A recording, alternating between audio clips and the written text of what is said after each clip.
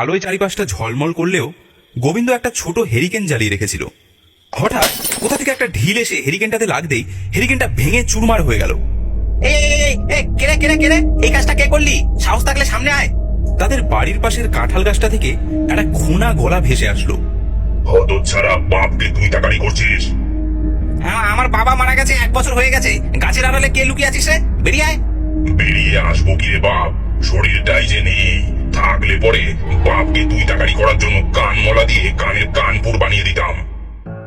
1 বছর হলো গোবিন্দর বাবা মারা গেছে, কিন্তু সে তার বাবার দেওয়া সেই কান মোলার কথা এখনো ভোলেনি। কানমোলা? ওরে ওরে, তাহলে ইনি সত্যি আমার বাবা? তা বাবা, আপনি মরে যাওয়ার পরও আমাদেরকে ছেড়ে যাননি। আপনার শ্রাদ্ধ তো খুব ঘটা করে করেছিলাম। শ্রাদ্ধ করেছিস, কিন্তু পিণ্ডি দান করিসনি। পিণ্ডি না দিলে আমি মুক্তি পাচ্ছি না। আমাকে মুক্তি দে, আমি মুক্তি চাই। পিন্ডি দেবো, পিন্ডি দেবো। ওরে বাবা রে!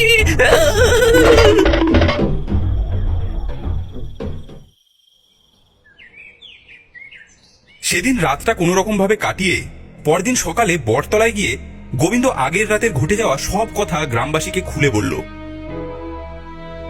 সেসব কথা শুনে গ্রামবাসীরা বলল, গোবিন্দ, তোর বাবা মুক্তি পেতে চায় রে। সে পিণ্ড দান চেয়েছে, তোকে গয়ায় গিয়ে পিণ্ড দান করতে হবে।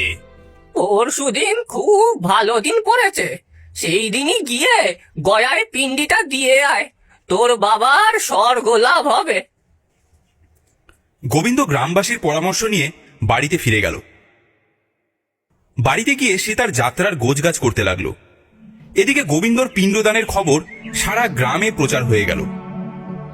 বৌমা, গোবিন্দ গয়ায় যাচ্ছে ওর বাবার পিণ্ডদান করতে। আমি মরলে আমার পিণ্ডদান কে করবে কে জানে। এ জগা, এ জগা, আরে গোবিন্দ গয়ায় যাচ্ছে ওর বাবার পিণ্ড দান করতে, শুনেছিস? হ্যাঁ, গ্রামে সবাই বলা বলি করছে তো। মানুষের মুখে মুখে ছড়ানো খবর ভূতেদের কানেও পৌঁছে গেল। গোবিন্দ পিণ্ডদান করতে যাচ্ছে, এই খবরটা তো সব ভূতেদের কাছে বলতে হবে। সেদিন সন্ধ্যের পর গোবিন্দ উঠোনে বসে তামাক খাচ্ছিল। এমন সময় সে দেখল একজন স্ত্রীলোক ঘোমটা মাথায় দিয়ে তার একপাশে দাঁড়িয়ে আছে। হুঁকো থেকে মুখ না তুলেই সে জিজ্ঞাসা করলো, কে গা? বাবা ঠাকুর, আমি পঞ্চাঘোষের মা, আমার নাম সৌরভী। গোবিন্দ চমকে উঠল।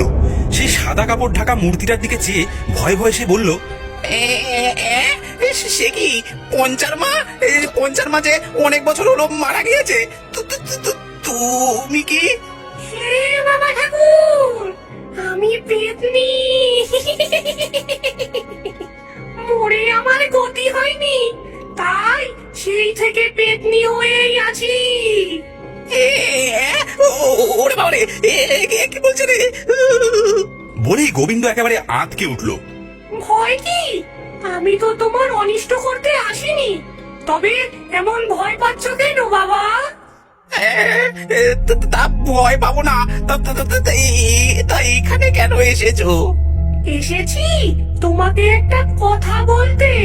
তুমি তো পরশু গয়ায় যাচ্ছ, তা আমার একটা পিন্ডি দিয়ে এসো, বড্ড কষ্ট পাচ্ছি, বুঝলে বাবা ঠাকুর? আচ্ছা আচ্ছা, তুমি এখন সরে পড়ো, আমি তোমার পিন্ডি দিয়ে আসবো। এখন যাও, আমার বড় ভয় করছে। আচ্ছা যাচ্ছি, কিন্তু দেখো বাবা ঠাকুর, ভুলো না, তাহলে কিন্তু। না না না না না, আমি দেবো দেবো দেবো, সত্যি বলছি। আর বলতে হলো না, স্ত্রীলোকটি তখনই অদৃশ্য হয়ে গেল। ওরে ওরে বাবা রে, ওরে বাবা রে! গোবিন্দ কাঁপতে কাঁপতে বাড়ির ভেতরে পালিয়ে গেল। পরের দিন ভর সন্ধেবেলায় গোবিন্দ ঘাটে গিয়েছিল মুখ হাত ধুতে।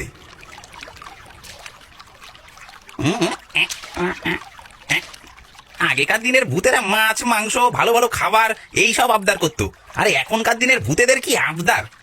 তাদের পিণ্ডদান করতে হবে। যত গুরু দায়িত্ব এই গোবিন্দর ঘাড়ে এসে চেপেছে। যাই, এবার বাড়ি যাই, কাল আবার গয়া যেতে হবে। কাজ শেষ করে সে উঠতে যাবে, এমন সময় সে দেখলো একেবারে 8-10টা কঙ্কাল মূর্তি তার পথ আগলে দাঁড়িয়ে আছে। দেখে সে হতভম্ব হয়ে গেল। এরা কারা রে? এরা কারা? ওরে বাবারে! কথা বলবে কি, তার তখন অন্তরে অন্তরে কাঁপুনি ধরে গিয়েছে। শেষে একরকম গোঙাতে গোঙাতে সে বলল, কে তোমরা? তোমরা কি? হ্যাঁ ঠাকুর মশাই, আমরা প্রেত। প্রেত?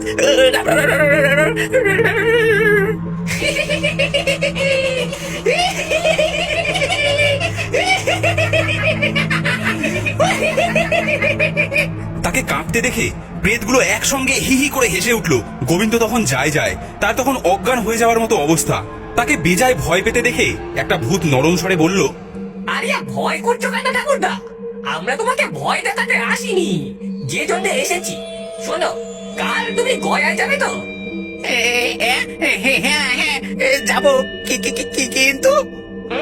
কিন্তু টিন্তু চলবে না ঠাকুরদা, আমাদেরও পিন্ডি তোমায় দিয়ে আসতে হবে।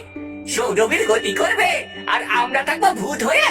তা হবে না, আমাদেরও গতি তোমায় করতে হবে। নইলে জানো আমরা ভূত, তোমার বাড়ি শুদ্ধ সকলের ঘাড় মোটকে রেখে যাব।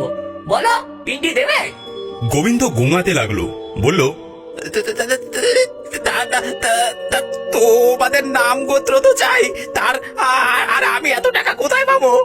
তাই বলো, টাকার জন্য ভাব নাকি? সকালে উঠে তোমার দুয়ারের সম্মুখে এক ধামা টাকা পাবে, আর আমাদের সকলের নাম আর গোত্র একটা কাগজে লিখে সেই ধামায় রেখে যাব।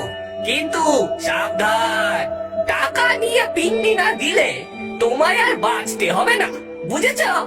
বলে ভূতগুলো আবার একসঙ্গে হি হি করে হেসে উঠল।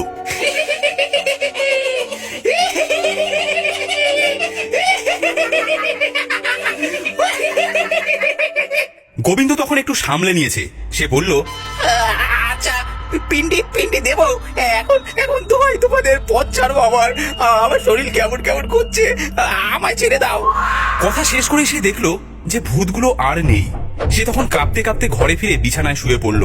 সে কথা সে বাড়ির আর কাউকে বলল না, কি জানি যদি তারা ভয় পায়।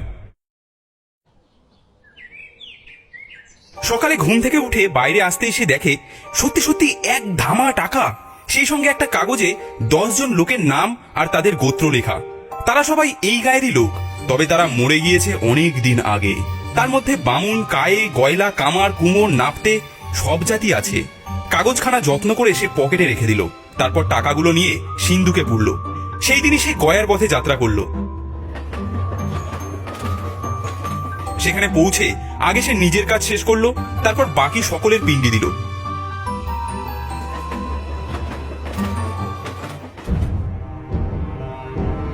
3 দিন পরে বাড়ি ফিরে সে দেখলো আশ্চর্য ব্যাপার, ভূতেরা আরো 3 ধামা টাকা এনে তার ঘরে রেখে দিয়ে গেছে। সে যে তাদের গতি করে এসেছে